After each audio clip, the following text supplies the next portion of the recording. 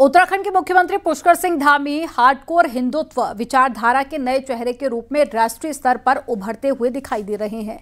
उनके हालिया फैसलों ने न सिर्फ उत्तराखंड की राजनीति को बदला बल्कि संघ और बीजेपी के वैचारिक एजेंडे को भी नई धार दे दी है। आपको रिपोर्ट में दिखाते हैं।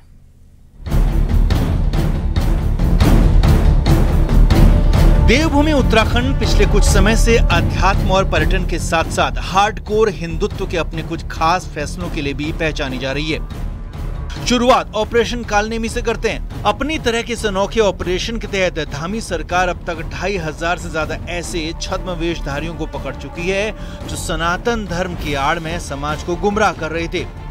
ये कोई पहला फैसला नहीं था। यूसीसी लागू कर धामी उस एजेंडे को जमीन पर लाए जो दशकों से सिर्फ भाषणों और घोषणाओं में ही था। लैंड जिहाद के खिलाफ प्रशासनिक शिकंजा कसा गया। समुदाय विशेष के नाम वाले गांवों और कस्बों के नामों को बदलने का सिलसिला भी शुरू हुआ। इन सभी फैसलों ने एक साफ राजनीतिक और वैचारिक संदेश देने का काम किया और पुष्कर सिंह धामी को हार्डकोर हिंदुत्व की मुख्यधारा का नया प्रतिनिधि और लीडर बना दिया। एक देवभूमि है। देवभूमि से जाने वाला प्रत्येक संदेश वो कहीं ना कहीं जो है वो पूरे देश और पूरी विश्व में जाता है। तो इस प्रकार जो धामी जी हैं, इन्होंने चाहे चार धाम की यात्रा हो और चाहे हम ये कहें कि अभी कांवड़ सावन का भी महापर्व अभी निश्चय ही जो है राष्ट्रवाद को बढ़ावा मिल रहा है, निश्चय ही जो है विकास कार्य आगे बढ़ रहे हैं और निश्चय ही जो है मैं कहूँगा कि इसी प्रकार से आगे बढ़ते हुए तो देश जो है जिस परम वैभव को प्राप्त करना चाहता है उसकी प्राप्ति। देखिए, जो आरएसएस है उसका एक ही गुण है, एक ही धर्म है, राष्ट्र सर्वोपरि। तो हमारी जो सरकार है उत्तर प्रदेश उत्तराखंड, धामी जी सारे फैसले उनके उसी से प्रेरित हैं और हम आशा भी करते हैं कि आगे भी धामी सरकार इसी तरह धाकड़ धामी के हिसाब से फैसले कर।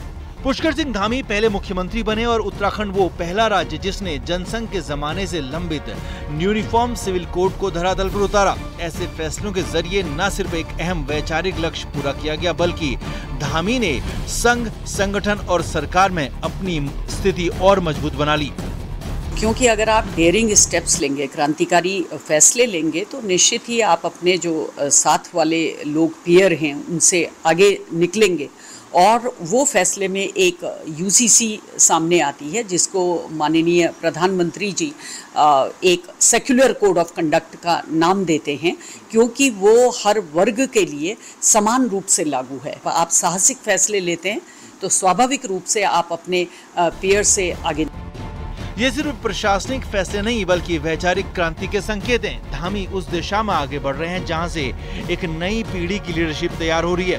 धामी के फैसलों को संघ की विचारधारा का विस्तार माना जा रहा है और यही वजह है कि उन्हें अब राष्ट्रीय पटल पर हिंदुत्व के नए पोस्टर बॉय के तौर पर देखा जा रहा है। देहरादून से न्यूज़ 18 के लिए सुनील नवप्रभात की रिपोर्ट। धामी उस दिशा में आगे बढ़ रहे हैं जहां से एक नई पीढ़ी की लीडरशिप तैयार हो रही है। धामी के फैसलों को संघ की विचारधारा का विस्तार माना जा रहा है। यही वजह है कि उन्हें राष्ट्र पटल पर अब हिंदुत्व के एक नए पोस्टर बॉय के तौर पर देखा जा रहा है। सुनील नवप्रभात, न्यूज़ 18 देहरादून।